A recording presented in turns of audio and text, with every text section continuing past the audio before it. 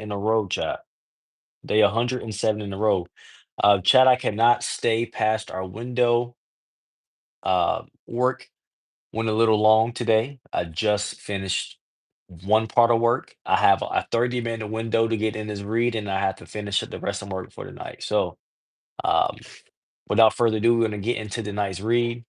Let me turn off this Bluetooth because I have audio. Without further ado, we're going to get into tonight's read. We're reading from April the 16th tonight. Coming from Joshua 13, 1 through 14, and on verse 15. Then Luke 18, 1 through 17, following up with Psalms 85, 1 through 13, and then Proverbs 13, 7 through 8. And without further ado, let's get into the read tonight. April 16th, day 107, starting from Joshua 13, 1 through 14, and on verse 15. So when Joshua was an old man, the Lord said to him, "You are growing old, and much land remains to be conquered. This is the territory that remains, all the regions of the Philistines and the Gerishites, and the larger territory of the Canaanites, extending from the stream of the Shihor on the border of Egypt northward to the boundary of Ekron. It includes the territory of the 5 Philistine rulers of Gaza, Ashdod, Ascalon, Gath, and Ekron. The land of the Avites in the south also remains to be conquered. In the north, the following area has not yet been conquered." Hey, what's up, basketball? How you doing, bro? Has not been conquered. In the north, the following area has not been conquered. Okay, yep, just read that. All the land of the Canaanites, including Merah, which belongs to the Sidonians, stretching northward to Aphek, on the border of the Amorites, the land of the Gebalites and all the Lebanon mountains, area to the east, from the Baal Gad below Mount Hermon to Lebo Hamath, and all the hill country from Lebanon to Misrahoth Maim, including all the land of the Sidonians. I myself will drive these people out of the land of head of the Israelites. So be sure to give this land to Israel as a special possession, just as I have commanded you. Include all this territory as Israel's possession when you divide this land among the 9 tribes and the half tribe of the Manasseh.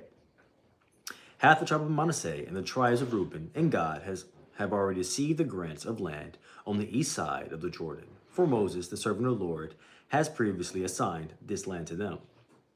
Their territory extended from Aroer on the edge of the Arnon Gorge, including the town in the middle of the gorge, to the plain below Medeba, as far as Dibon, and it also included all the towns of King Sihon of the Amorites, who had reigned in Heshbon and extended as far as the borders of Ammon. It included Gilead, the territory of the kingdoms of Geshur and Makkah, and all of Mount Hermon, all of Bashan as far as Salecah, and all the territory of King Og of Bashan, who had reigned in Ashtaroth and Edrei. King Og was the last of the Rephaites, for Moses had attacked them and driven them out. But the Israelites failed to drive out the people of Geshur and Makkah, so they continue to live among the Israelites to this day. Hey, what's up, Carmela? How you doing? To this day. So Moses did not assign any allotment of the land to the tribe of Levi. Instead, as the Lord had promised them, their allotment came from the offerings burned on the altar to the Lord, the God of Israel. Moses had assigned the following area to the clans of the tribe of Reuben. Their territory extended from Aroer on the edge of the Arnon Gorge, including the town in the middle of the gorge, to the plain beyond Medeba. It included Heshbon and the other towns on the plain, Dibon, Bamathbal, Bethbal, Mien, Jahaz, Kedemoth, Mephaith, Kirithaim, Sibmah, Zareth Shahar, on the hill above the valley, Beth Peor, the slopes of Pisgah, and Beth Jeshimoth. The land of Reuben also included all the towns of the plain in the entire kingdom of Sihon. Sihon was the Amorite king who had reigned in Heshbon and was killed by Moses, along with the leaders of Midian, Evi, Rechem, Zor, Hor, and Reba, princes living in the region who were allied with Sihon. The Israelites had also killed Balaam, son of Beor, who used magic to tell the future. The Jordan River marked the western boundary for the tribe of Reuben. The towns and the surrounding villages in this area were given as a homeland to the clans of the tribe of Reuben. What am I reading? Today I'm reading from the One Year Bible. We're on day 107 in a row. And we're reading currently from Joshua 13, 1 through 14, and then on verse 15. Moses had assigned the following area to the clans of the tribe of Gad. Their territory included Dezir, all the towns of Gilead, and half the land of Ammon, as far as the town of Aroer, just west of Rabbah. It extended from Heshbon to Ramoth Mizpeh and Betonim, and from Mahanaim to the territory of Lodebar. In the valley were Beth Haram, Beth Nimrah, Succoth, Zaphon, and the rest of the kingdom of King Sihon of Heshbon. The western boundary ran along the Jordan River, extended as far north as the tip of the Sea of Galilee, and then turned eastward. The towns and the surrounding villages in this area were given as a homeland to the clans of the tribe of Gad. Moses had assigned the following areas to the clans of half the tribe of Manasseh. Their territory extended from Mahanaim, including all of Bashan, all of the former kingdom of King Og, and the 60 towns of Jair in Bashan. It also included half of Gilead and King Og's royal cities in Ashtaroth and Edrei. All this was given to the clans of the descendants of Machir, who was Manasseh's son. These are the allotments Moses had made while he was on the plains of Moab, across the Jordan River east of Jericho. But Moses gave no allotment of land to the tribe of Levi, for the Lord, the God of Israel, had promised that he himself would be their allotment. The remaining tribes of Israel received land in Canaan as allotted by Eliezer the priest, Joshua son of Nun, and the tribal leaders. These 9.5 tribes received the grants of land by means of sacred lots, in accordance with the Lord's command through Moses. Moses had already given a grant of the land to the 2.5 tribes on the east side of the Jordan River, but he had given the Levites no such allotment.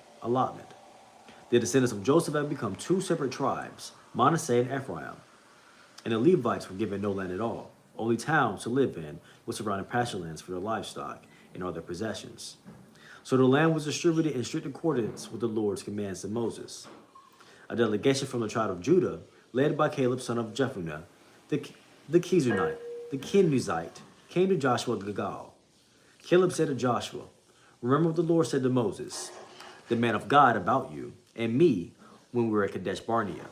I was 40 years old when Moses, the servant of the Lord, sent me from Kadesh Barnea to the split land of Canaan. I returned and gave an honest report, but my brothers who went with me frightened the people from entering the promised land. For my part, I wholeheartedly followed the Lord my God. So that day Moses solemnly promised me, the land of Canaan on which you were just walking will be your grant of land, and that your descendants forever, because you wholeheartedly followed the Lord your God. Now, as you can see, the Lord has kept me alive and well as he has promised for all these 40 years since Moses made this promise. Even while Israel wandered in the wilderness, today I'm 85 years old. I am as strong now as I was when Moses sent me on that journey, and I can still travel and fight as well as I could then. So give me the hill country that the Lord promised me. You will remember that as scouts, we found the descendants of Anak living there in the great walled towns. Where the Lord is with me, I will drive them out of the land, just as the Lord said." So Joshua blessed Caleb, son of Jephunneh, and gave Hebron to him as his portion of land. Hebron still belongs to the descendants of Caleb, son of Jephunneh, the Kenizzite, because he wholeheartedly followed the Lord, the God of Israel. Previously, Hebron had been called Kiriath Arba. It had been named after Arba, a great hero of the descendants of Anak, and the land had rest from war. Ooh, message was held. What did it say? No, absolutely not. Okay, chat, now we're going to get into Luke 18, 1 through 17. One day, Jesus told his disciples a story to show that they should always pray and never give up. There was a judge in a certain city, he said, who neither feared God nor cared about people. A widow of that city came to him repeatedly saying, "Give me justice, just in dispute with my enemy." The judge ignored her for a while, but finally he said to himself, "I don't fear God or care about people, but this woman is driving me crazy. I'm going to see that she gets justice, because she is wearing me out with her constant request." Then the Lord said, "Learn a lesson from this unjust judge. Even he rendered a just decision in the end. So don't think God will surely give justice to his chosen people, who cried to him day and night. Will he keep putting them off? I tell you, he will grant them justice. He will grant justice to them quickly. But when the Son of Man returns, how many will he find on the earth who have faith?" Then Jesus told the story to some who had great confidence in their own righteousness and scorned everyone else. 2 men went to the temple to pray. One was a Pharisee and the other was a despised tax collector. The Pharisee stood by himself and prayed this prayer: "I thank you, God, that I am not like other people, cheaters, sinners, adulterers. I am certainly not like that tax collector. I fast twice a week, and I give you a tenth of my income. But the tax collector stood at a distance and dared not even lift his eyes to heaven as he prayed. Instead, he beat his chest in sorrow, saying, O God, be merciful to me, for I am a sinner. I tell you, this sinner, not the Pharisee, returned home justified before God. For those who exalt themselves will be humbled, and those who humble themselves will be exalted. One day, some parents brought their little children to Jesus so he could touch and bless them. But when the disciples saw this, they scolded the parents for bothering him. Then Jesus called for the children and said to the disciples, Let the children come to me. Don't stop them, for the kingdom of God belongs to those who are like these children. I tell you the truth, anyone who doesn't receive the kingdom of God like a child will never enter it. How you doing? Oh, how's your day been? My day's been pretty good, basketball. How your day been, bro? How you doing, Heaven? Welcome to the chat. Sorry about that. There was a guy that said customer in the chat, so I timed him out. Hey, appreciate you. Appreciate you, bro. Handling business. I appreciate it. And now Psalms 85, 1 through 13. Okay, Lord, you poured out blessings on your land. You restored the fortunes of Israel. You forgave the guilt of your people. Yes, you covered all their sins. You held back your fury. You kept back your blazing anger. Now restore us again, O God of our salvation. Put aside your anger against us once more. Will you be angry with us always? Will you prolong your wrath to all generations? Won't you revive us again, so your people can rejoice in you? Show us your unfailing love, O Lord, and grant us your salvation. Listen carefully to what God, the Lord, is saying, for he speaks his peace to his faithful people. But let them not return to their foolish ways. Surely his salvation is near to those who fear him. So our land will be filled with his glory. For the love and truth have met together. Righteousness and peace have kissed. Truth springs up from the earth, and righteousness smiles down from heaven. Yes, the Lord pours down his blessings. Our land will yield his bountiful harvest. Righteousness goes as a herald before him, preparing the way for his steps. And now chat Proverbs 13, 7 through 8. Some will pretend to be rich. Others who are rich pretend to be poor. The rich can pay a ransom for their lives, but the poor won't even get threatened. And now, truth and love and something else. Can I go by Ash? Yeah, I got you. I will remember Ash. Ash is locked in. Truth and love and something else. I got you. Ash will stay in my mind now. Truth and love and something else. The psalmist writes that unfailing love and truth have met together. Psalms 85:10. God is love and the author of all truth. The truth is an unfailing guide for us, even though we will fail from time to time along the way. The unfailing love includes grace for those times when we fail. Unfailing love and truth need something else. They need our commitment to walk in truth and in God's love. It is one thing to celebrate the unfailing love of God. It is another to live committed to God's truth. And now, chat, I'm going to turn off this camera. I'm going to ask for clarity and wisdom, and I'll be right back.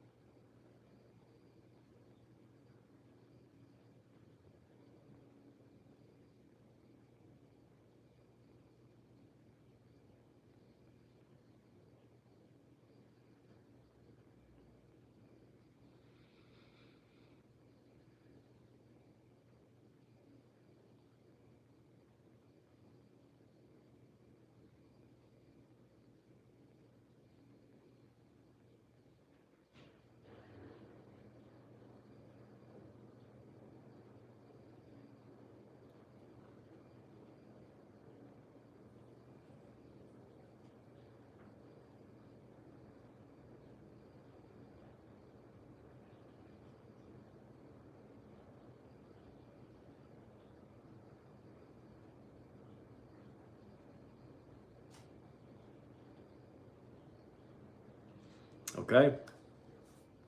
Sorry, I'm turning off the camera from now on when I do my prayer for wisdom and clarity. I'm just going to turn off the camera. I feel weird praying with the camera on. It feels extremely weird praying with the camera on, you know. So I decided to turn it off. But there's something I really want to go over really quickly, and it was pretty right in our face, right? But the tax collector stood at a distance and dared not even lift his eyes to heaven as he prayed. Instead, he beat his chest in sorrow, saying, "O God, be merciful to me, for I am a sinner. I tell you, the sinner, not the Pharisee, returned home justified before God." Now, why did I decide to go over that word?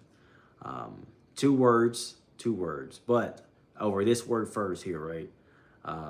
There was someone who thought very highly of himself, thought extremely highly of himself. So highly of himself that he didn't feel like he needed to, lower his head before God, right? And he didn't make it in because of how highly he thought of himself. Hey, everybody tells us, yeah, all this and this and that. But like, what did I say before, right? It's don't be a douche, right? The other guy, the Pharisee, he thought he was so high and mighty, became a douche. The douchebags never win. The douchebags never win, bro. I'm telling you, the douchebags never win, They may seem like they may win, but they never win in the end, Douchebags never win, But the tax collector, the person who the douchebag looked down on this whole time, right? Because he was judgmental. He felt like he had the right to judge somebody else. Nobody have the right to judge nobody. Don't you dare. You understand me? Don't you dare. No matter what position you in now, no matter where you came from, no matter what's happening, you do not have the right to judge nobody. You don't have the right to feel better than nobody. You don't have none of that. Just live your life, and hopefully theirs is better. And that's what you do. You wish the best for folks. That's what you do. That's what you have the right to do, though. You have the right to wish the best for somebody, though. But this douchebag, the Pharisee here in this story, right? He felt like he was high and mighty. He felt like he could lay down his judgment on all these people, how he felt about them. Like, oh yes, I feel like I'm above you guys, so I can tell you about yourself. No, you can't. No matter how big and mighty you feel like you are, you cannot tell nobody about themselves. That is not your job, And that's what the Pharisee learned, so he didn't get into heaven. But the tax collector, who the Pharisee was judging so harshly, he got in because he was humble. He knows how to lower his head, when he's supposed to, To the other one, he needs to lower his head too. But the Pharisee forgot that, he's not the high and mighty one. He still has somebody he comes to, But we also want to talk about our boy here, who lived for 40 more years. Where's his name at? Delegation, Caleb. There we go, Caleb, right? Caleb, son of Jephunneh. The Kizanite came to Joshua at Gilgal. The guy who went into the land of the Anak, right, and saw those giants, but didn't come back scared because he had the faith in God that God was going to make the way. And God promised him 40 years ago that he's going to give him this land, right? And he had faith on this promise that God was going to give him this land. So he made it to what God promised for him because he had the patience, right? There's two messages in there. God always fulfills his promises, and all you got to do is show the patience, right? God always delivers on his promises, and all you got to do is be patient, And, humble yourself, Humble yourself. There's going to be some real unhumble people coming soon in this place, in this place we call world, because there's a lot of things happening right now. There's a lot of things happening to people's minds. And in turn, doing some other things, right? But it's okay because we're mighty aware of these things, right? We become mighty aware of these things. So we can make things for other people to combat these things that are happening right now. You feel me? I got y'all for sure, but it's not me for real. You feel me? But just know, there's been some background research done, and I got some for y'all. But y'all can't tell nobody else because it's only for y'all. But we out. This is the end of the day's read because I have to get back to work. My little window of time is running. So y'all have a great rest of your night. I'm gonna see y'all tomorrow night, and let's hit this outro if you're new. We are that limitless core, baby. I appreciate you. I might even love you, but I'm for sure glad you woke up today. Hey, yo, thank you for joining me. And I hope to see you again tomorrow for day 108. 108, mate. I'm out. Peace. I don't know. I could have